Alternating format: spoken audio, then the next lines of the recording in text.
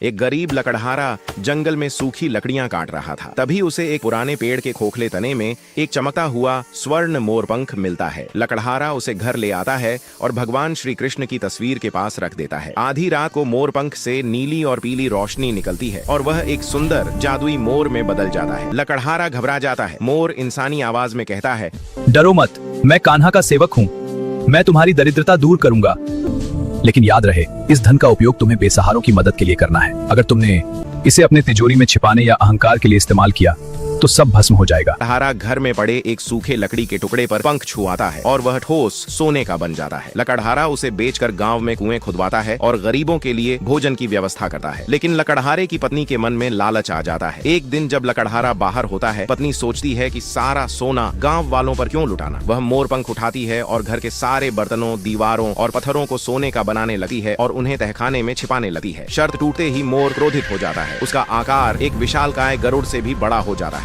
उसके पंख फड़फड़ाने से गांव में भयंकर तूफान आ जाता है। सारा सोना सुलगते हुए अंगारों में बदल जाता है और घर जलने लगता है। लकड़हारा भागता हुआ आता है और घुटनों के बल बैठकर रोते हुए श्री कृष्ण को पुकारता है। तभी हवा में बांसुरी की मधुर धुन गूंजती है और साक्षात कृष्ण प्रकट होते हैं। कान्हा मुस्कुराकर मोर की तरफ देखते हैं। मोर शांत होकर वापस मोरपंख में बदलकर कान्हा के मुकुट पर सज जाता है। पत्नी रोते हुए लकड़हारे और भगवान से अपने लालच की माफी मांगती है। पति जी, आप भी मुझे माफ कर दीजिए।